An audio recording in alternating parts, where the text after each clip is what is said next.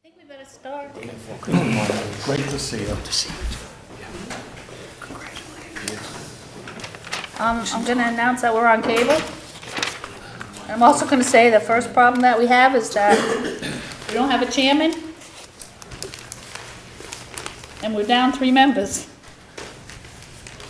So maybe the first thing we should do is go around the table and introduce ourselves. We'll start over here. I'm Katie Souza. I'm from the city of Taunton. Just filling in the interim until we find a permanent person to represent us here. I'm Gary Santos from the City of New Bedford. Iman Galati, City of New Bedford. Aaron Best, Division of Fisheries and Wildlife. Nancy Yates, Town of Lakeville and Environmental Manager of the APC. John Hobel, DEP. Althea Brady, Freetown. Bill Schwartz, DEP. Bill Napolitano, Serpent. A visitor. I'm Tom Barron from the Middleborough Lakeville Herring Commission. My name's Jack Healy. I'm on the planning board, zoning board, gas and electric commission, Middleborough. Mike Schroeder, Lakeville Open Space Committee. All right, so I guess the meeting's called to order at, I'll say 9:05 a.m. And it's not appropriate, I mean, I'm the manager, so I'm trying to get the meeting going, but it's not appropriate for me to be the chairman, because I'm the employee. So we're also, I mean, I'll talk for a little bit, but we have to figure out who's going to be chairman. We have to figure a new representative, Joe Freitas, I'm sorry to say, who was our very long time member since the very first day, passed away. And did Fred Underhill, is he ill or did he, I can't remember, actually. What's that? Did Fred Underhill pass away? I don't know. But he is our longtime member from Rochester who hasn't You don't believe so? been with us for a while, for a long time. And we've made several, not personal, but several contacts with Rochester to replace him. And we haven't had any luck. And now, Bill, who was from the city of Taunton, although we do have a representative from the city of Taunton now. Katie? Okay, Katie. 3 times and you should remember it. So you have a vote. That's it. We need to have a quorum for this body is 4. The other thing is I've had a lot of questions lately about how the APC was formed, and there is a management plan in 2002 when all of the lands around our drinking water were protected, and Betty's Neck, 358 acres, I believe, was preserved and owned now by the town of Lakeville. It was a $9 million deal.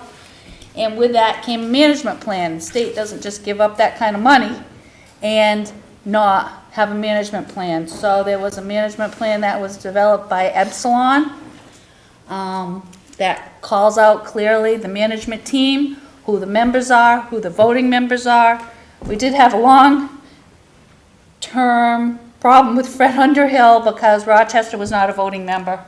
And he was always very unhappy about that. But the voting members, as far as the towns were concerned, were the money people. Taunton and New Bedford put up $600,000 each, and the town of Lakeville put up $1.2 million towards this $9 million deal. Hi, Nancy. Can you introduce yourself? Everybody introduce themselves. Oh, sure, sorry. Hi, I'm Mitzi Hollenbeck, Board of Selectmen in Lakeville. So the money people had the votes. Rochester and Freetown, although they still had property that borders the water, were to have a vote should it concern their town, if there was a problem in their individual town. DEP, Fisheries and Wildlife, it called out all of the representatives, and the main purpose was to protect our resource, was to protect the drinking water. So that's how the management team came to be, and we've been in existence since June 28, 2002. Actually, the deal happened 2 days before the end of the fiscal year, or it would have never happened, so it was kind of a miracle that it happened. So here we are. And so it's not appropriate for me to be chairman, and so we need to talk about who's gonna be chairman and how we're gonna replace our membership. Joe from Middleborough. Maybe you would have some ideas on who we could get to be. I've talked to Tricia Cassidy before, Yeah, because she's, your conservation agent. sure. And as far as Rochester goes, I think somebody besides me needs to approach Rochester to get, I think it's important that they be represented. Even though they don't have a vote, if something's happening in Rochester or whatever, that they really do need to be, they were represented all these years, they need to be represented. I'll bring the need to address that vacancy back to the town folks, all right?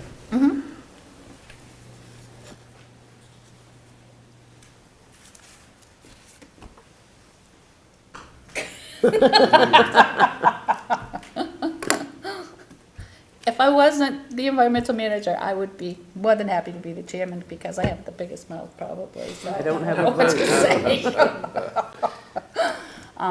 But it's like I say, I'm the employee basically.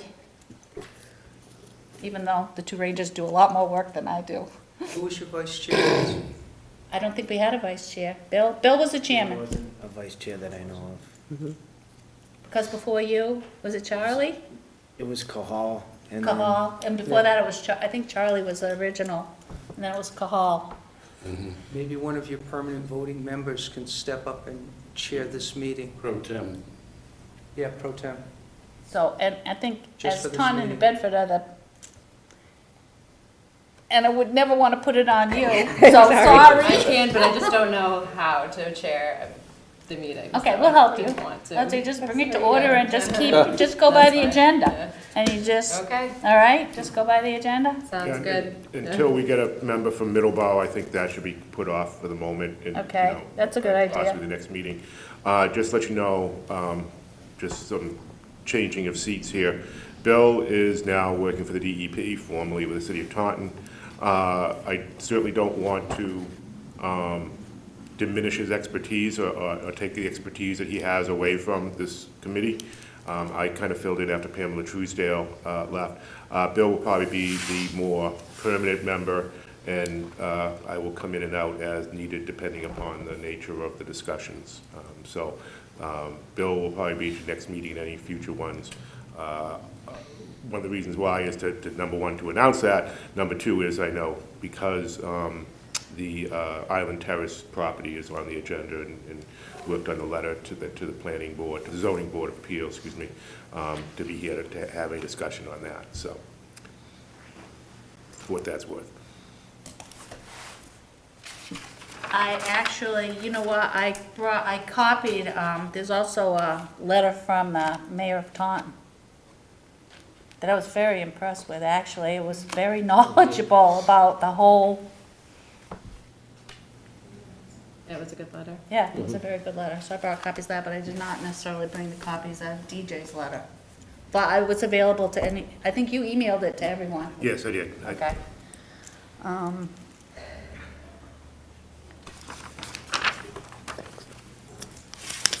Okay, Shall we start? sure. Okay. Did you want to do the general report on the complex? Okay. Glenn and Jay, our two rangers, usually get together and meet on Saturday morning because they both work very heavily on the weekend and decide who's gonna go where, so they're not like double covering. And I don't know if it was Saturday or Sunday morning actually, but it was ice on the road and they were very concerned because the trucks that were going through, they said were throwing salt. Now, I don't know, since I had talked to somebody on the highway and they say they do calcium chloride now? Does that look like salt? Yes, it does cost more, but it looks like salt, so. And they couldn't tell me whether it was Lakeville or Middleborough, because Causeway is right where, the pumping station is where Lakeville starts, and the rest of the Causeway is Middleborough, but I think the trucks go back and forth, so I guess my question is, and I wanted to come here first before I talk to like either Chris Peck or our new highway superintendent to make sure that it's not salt. Does anybody know what they're using? And I know that the state has a like on Route 18, they can't do salt. Certain around no-salt zones. certain no salt zone, so I just wanna make sure, because the causeway is a pretty vital area as far as what's going into the water, because there's hardly anything left of the land on either side of call that Frank. causeway. I'll call Frank from Okay. Lakeville. All right, I think I asked you that. Correct, Yeah, yeah. okay. All right, so just, it might just be if the position changes, people don't know, or they don't refill their trucks or whatever, but I mean, Taunton and New Bedford, I would say you probably wouldn't prefer to have salt going down on that road between the ponds. True. And you might as well check into Rochester too, if you're looking on the other, little between the ponds, I call it, on the Rochester line, because that comes, Little Quiticus is pretty full. Yeah. Okay, Is that a state road, 105? yep, Yeah, 'cause That would be the state, state. Yeah. Okay, we'll get in touch with weekends. as far as anything else, I was talking to Aaron about, a lot of the new ATV trails. That, I was just at L5 on Long Point Road, going down, I go down that one a lot, just because, check for the erosion, there's a lot of erosion on that. Fishermen sometime have the tendency to cut down some of the brush on that side, so we keep an eye on that. And, as I was getting back into my car, I looked across the road and the little runner came by and went like between two bushes. I'm like, where's he going?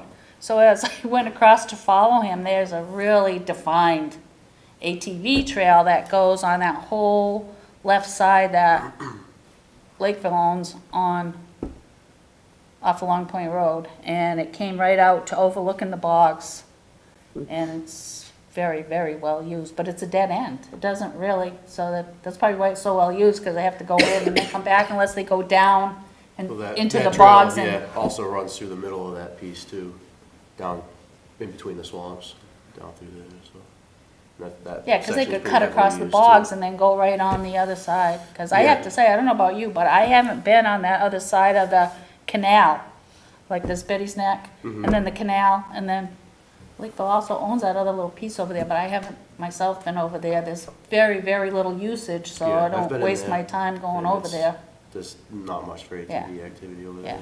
occasionally I've caught somebody camping down the canal one time and, you know, whatever, but that's really not, that property line on that side is a little bit iffy to me. It seems like it goes right along that road. Yeah, I've located that in the past. I could go back and, I mean, if you want to know where it is, I can flag it out. I would. And that's what I was thinking at the time when I was worried about the sand on the bank, because when the Chomet was going in, which is the housing development on the real Betty's Neck Road, they started impacting our property. They were digging out sand to fill in those bogs, and they went onto our property, so we had to stop that. So I had talked to Aaron about just keeping an eye on our other property line, because they dig a lot of sand out of there for the bogs, especially at this time of year. Anyway, everything else is pretty slow on the complex. I mean, we still have the same old problem with ATVs. During hunting season, it really slacks off as far as people walking around. I mean, when I run into people that have brown coats and white mittens on, I always say, you have to remember it's hunting season, but, so it has been pretty slow.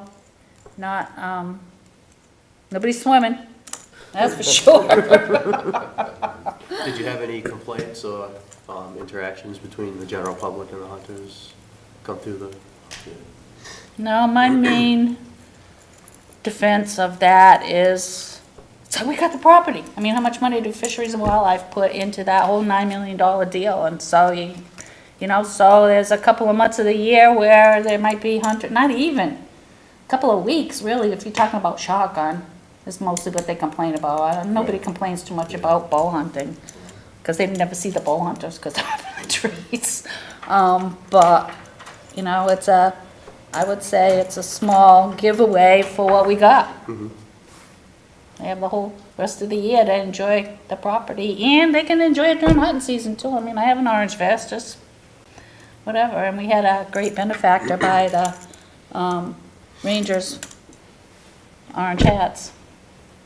So that's about it. Oh, the loon project. Did you hear anything more about that? I have not, no. Okay. So I did, but you gave one of the things of the natural resource damage funding that came from the Bouchard oil spill, we're still spending some of that money. And it has been thought that the loon project, to support the loon project here, some of the monies could be used for that. I know that I put Nancy in contact with the folks that are spending the money through our agency, and, so I haven't heard anything about that yet, but. The loon project, it was a loon project, BRI out of Maine, where they relocated, nine loons a year. They did 3, 3, and 3 from July 4th through September. And they were released into Berkshire. And they, for the first time, we were on I think I brought it to the last meeting, we were on the front page of Mass Wildlife as successful, that finally after 20 years of this program going on, not just here, but everywhere, that they finally identified a loon that had come back. So by the numbers on the tag, and that was Glenn. So that was a good thing, but they had 3 years of funding. After their funding ran out, they were done, and they're storing their cages, which are still there in the Peach Barn at Betty's Neck, because that was where they were set up on Berkshire, was off the side of Betty's Neck. So then that 4th year, it was so successful, but they ran out of money, so they're all set to go. I mean, they have all their equipment, and so hopefully that would happen again, but it doesn't happen till July, so I'll follow up on that and see what happens. Maybe I can follow up on that for our June meeting. So I think that's it for me. Okay. Next item is Island Terrace. We had heard that the Lakeville Zoning Board of Appeals had a request for a variance on the property at Island Terrace. As many of you know, the nursing home shut down, I believe, in June or July of last year. The folks were moved out, and the property, to my knowledge, is vacant at the moment. A plan had come to the Zoning Board of Appeals to bulldoze the property, bulldoze the buildings out there, and to build 81 condominiums. And they had asked for a variance, and I believe the variance they were looking for was for impervious surface and for frontage access. The DEP currently controls the water, it's a public water supply under the Safe Drinking Water Act, and also it is considered a large Title V system under the Title V regulations, wastewater regulations. Any pre-existing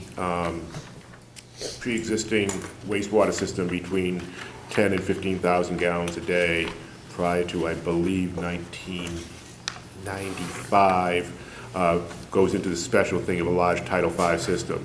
Currently, any new construction over 10,000 gallons a day of wastewater would need to build a wastewater treatment plant that would need to be permitted by jointly with DEP and EPA if it's a surface water discharge, or by DEP if it was a groundwater discharge.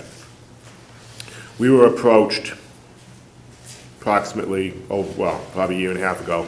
I don't know the details, I was not heavily involved in this, by representatives of the owners of Island Terrace at the time, asking for a small expansion, hoping to keep the nursing home economically viable, but also we worked with them to also, in essence, reduce the impacts they had at that time for the wastewater impacts, which required an upgrade of the treatment plant, actually some treatment, among other things, that required that all the linens be taken off-site for laundry so they wouldn't be taxing the wastewater there. Again, it was a pre-existing non-conforming use.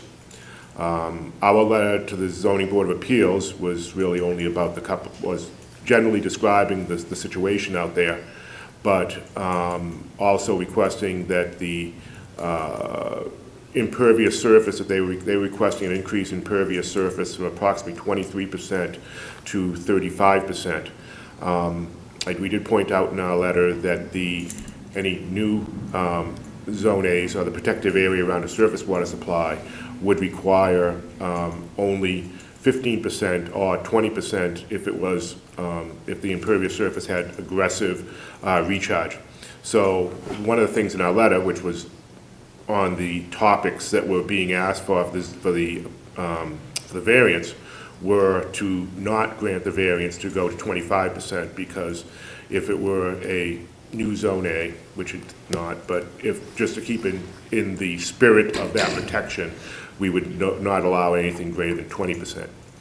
Other aspects that we brought up are because it is a public water supply regulated by, the Safe Drinking Water Act, it has what's considered Zone 1, which is a protective radius against a groundwater source.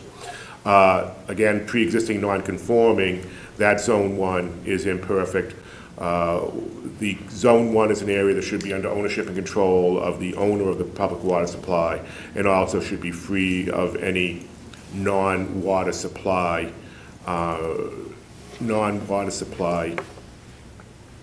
appurtenances, for the lack of a better term. So that area should be free from anything other than that supports the water supply. Obviously, there's buildings in there, there's roadways in there, and the like. So if again, the structures were to remain out there and the current uses were to remain out there, begun pre-existing non-conforming, we would work with any new owner to continue those current uses and to work within the parameters that we have negotiated to do that. If one were to clear the site of everything, obviously, under the regulations, we could not grant a groundwater discharge permit of over 10,000 gallons a day. Our regulations don't allow that. So it would have to be under 10,000 gallons a day of wastewater that would be permitted through the local Board of Health through Title V. And I hope with the advice of hopefully DEP and of the City of New Bedford and the City of Taunton. Also, the water supply, if you were to remove any of the non-conforming uses in the water supply radius, Zone 1, we would not allow anything to be built in a new Zone 1. Again, so it would be dependent upon it being a public water supply, which in essence is having a source with 25 people per day for over 60 days a year, or 15 service connections. So those are the definitions of a public water supply. Other than that, it would be regulated again by the local Board of Health as a private water supply. So in essence, to put it in a nutshell, right now, the way DEP views it under water and wastewater, we would allow the current use, because again, pre-existing non-conforming use of the property, to be used as a nursing home within the parameters that we have set with the administrative consent order and within our water supply regulations, wastewater and water supply. Any other uses that would come to us either under water or wastewater, we certainly would want to discuss that with any developer of that. So one of the things we want to do is alert the Zoning Board of Appeals that we have a interest in the regulation of that. And if you're doing new development, it would come under the current regulatory scheme of both water and wastewater. So that's, and obviously 81 condos, a higher intensity usage is not under it would not be consistent with the current regulations that would be allowed at that property right now for water and wastewater. So any development that's gone out there, we would recommend that they talk to us first to see how it would fit into our scheme, because obviously water and wastewater is a prime concern at that property, as opposed to things like frontage and impervious surface. And just so you know, the City of New Bedford is not in agreement with the proposal, and we'll be sending a letter to the Zoning Board of Appeals as well to make that statement.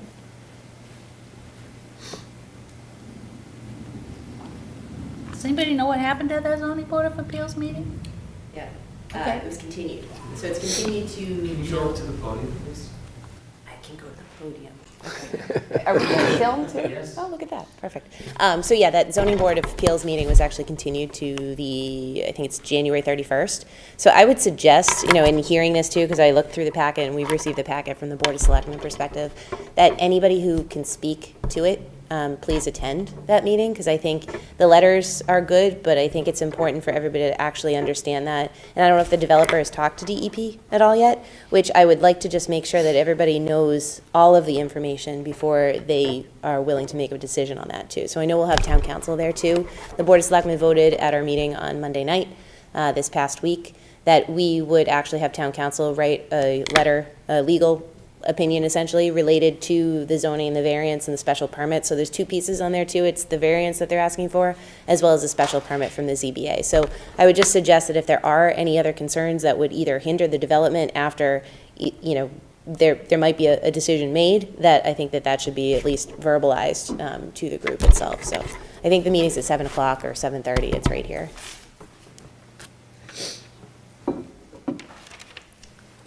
Where? Here. Okay. But I'll let you know if it changes. Do you know if it's here? It's here. It's here. What day? The Thursday, the 31st. I believe it's that.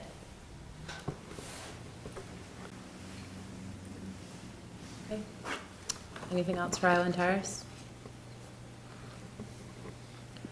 Okay, moving on to old business. Update on the CRs. No new news on the CRs. Have you talked to Joan? She will be coming at some point, I just don't know. Joan Pierce is a When? land acquisition person for Fisheries and Wildlife. And I guess my question is she looking into the state? I had heard somewhere in the grapevine she might have been looking into the state acquiring the Island Terrace piece. Oh, I'm sure she looks, yeah, I mean, she's not gonna, And she go had looked without pretty at least aggr- exploring the Right, opportunities, yeah. because she had looked pretty aggressively into the state acquiring the Deacon's piece also in the past, so. I think as far as the land acquisition, and you can correct me if I'm wrong, but they don't like to take isolated pieces here and there. They really like to take pieces that are connected to other pieces so that their pieces are larger. So, And that was encouraged by the letter from Tom Hoyt, the mayor of New Bedford. Right. Tom, excuse me, who sent a letter to Matthew Beaton, the Secretary of Environmental Affairs, encouraging the Office of Environmental Affairs to take that land and preserve it for both, wildlife preservation and for water supply preservation.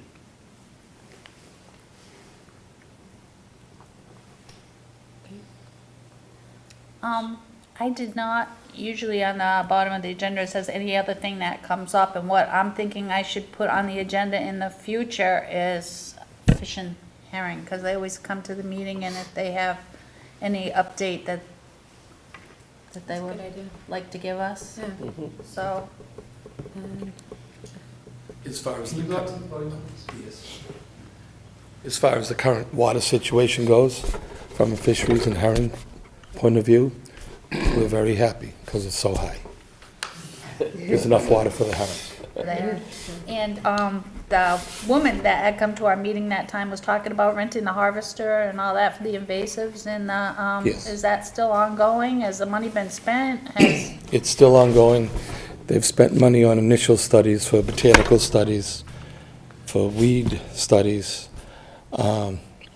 who would do that? Who would do a weed study? I wasn't involved in the initial Okay. part of it, but Yeah, I don't mean to put you on the spot. But that person, when she went before the Middleborough Conservation Commission, Yep. they asked her to do all this. As far as the project moving forward, we have collected this information. She has since resigned as a herring warden, and we've taken it over. We're in the process now. We've hired Outback Engineering from Middleborough. That's my question, okay. Yes, and actually, we went before the Lakeville Conservation Commission on Tuesday night before our meeting, just to keep them in the loop, to let them know about the upcoming work and the filing. I guess we're going to file it in Middleborough, but we're just going to let them know everything that's going on. So far, and there was a representative from Outback Engineering there, we just preliminary told them that again, they've gathered the information and they're gonna make a presentation at some time. We wouldn't look to do any work in the river until traditionally, approximately, depending upon when the invasive weeds, the milfoil, goes to flower, we're looking at approximately July or August, because that's when we generally have low waters to do any work in the river that we have to do it, To do the actual work. to do the So- actual work. So Outback Engineering would be coming up with a plan, Yes, okay, that they would present to, all right. they would present to the Middleborough town, but again, we'll keep Lakeville in the loop of everything that's going on. I just spoke to Rita down at the town hall yesterday to let her know I'm keeping them in the loop also as to what's going on. We still haven't heard, the monies that were appropriated at town meeting from both Lakeville and Middleborough. Rita hasn't heard anything from the town of Middleborough about any monies that have been spent and what they're looking for. The town manager from Middleborough was supposed to divide everything right down the middle. And again, I wasn't involved in that aspect, but at some point that will be taken care of. But that's where we are right now. There's a front page story in the Gazette today. Has a lot of detail. I haven't seen the Middleborough Gazette yet. Did you read it, Jack? You wanna, I haven't finished reading it, no. all right, But so I- article in the Middleborough Gazette today about, It does talk about the plans to, use the echo harvester. And for those people that don't know, the echo harvester is a piece of machinery, if you can picture a barge that has a conveyor belt on it. And what it does, we're working on invasive milfoil. It goes in and it pulls up the invasive milfoil by the roots and deposits it on the barge. And because with milfoil, if you break it up, any piece of milfoil can form new plants. And there's a time limit to do it when the seed pods form. You try to get it, before they go to seed. So anyway, that's where we are at this point right now. It's a process that's taken a year or so to get to this point right here. Everything moves so slowly. But yes, we are in the process of, we've hired Outback Engineering. They will make a proposal. It'll go before the boards. It'll go before, one of the members has already spoken to the representative of DEP that controls work in the rivers. He's already gone to him about it. So that's where we are. It's going to be a process. It will take time.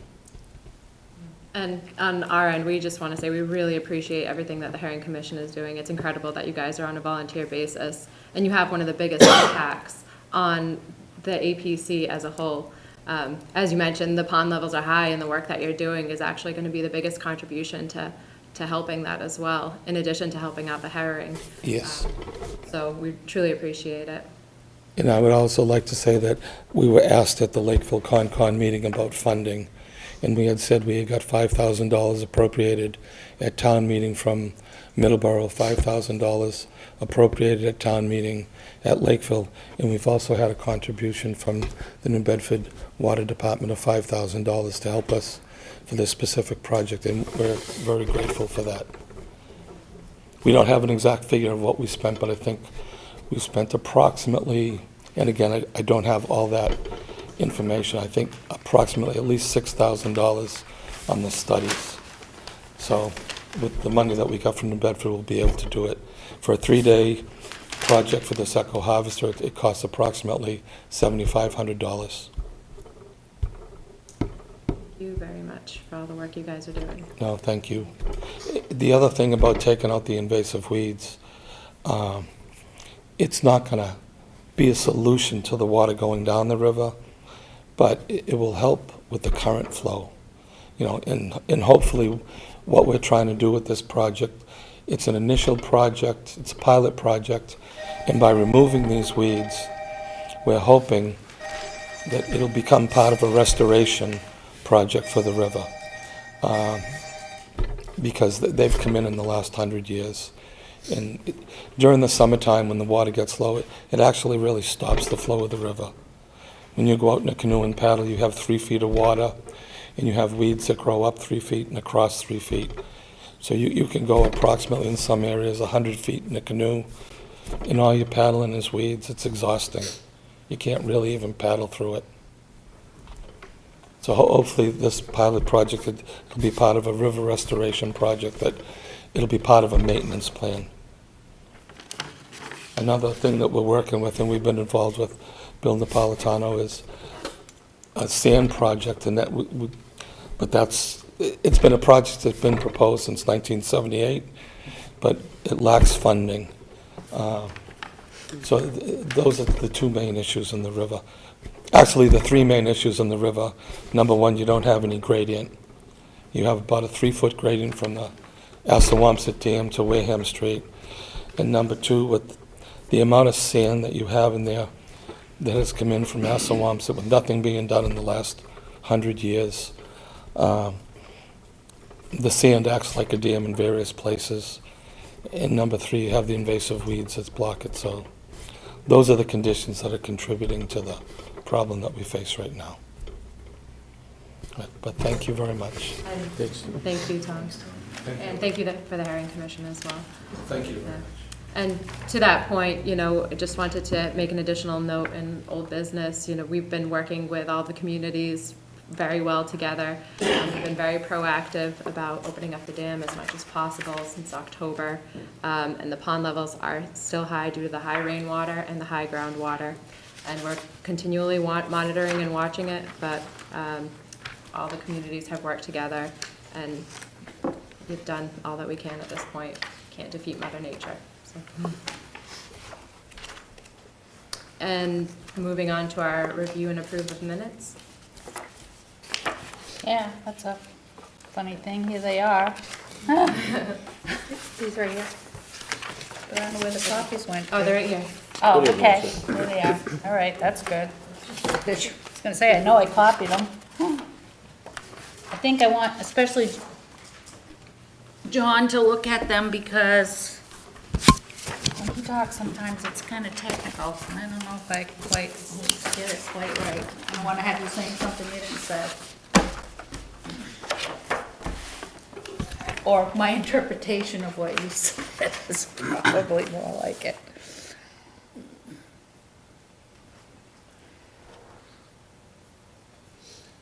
Oh, and the reinforcement work is all done on the causeway.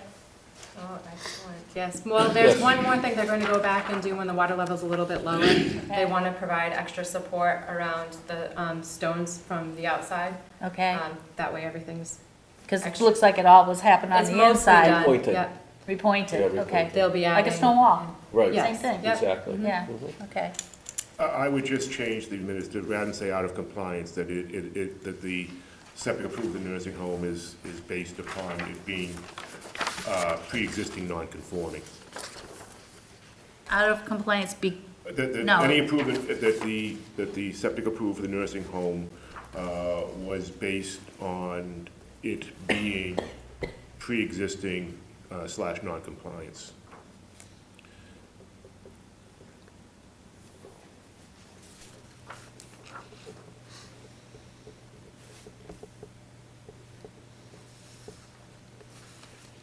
okay.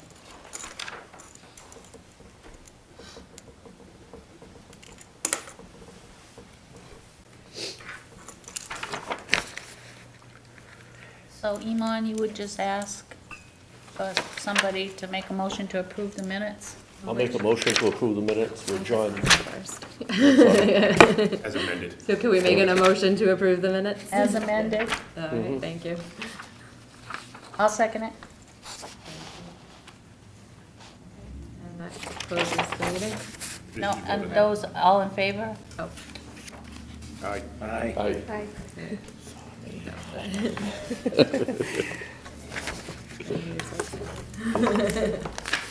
Motion that the meeting be closed?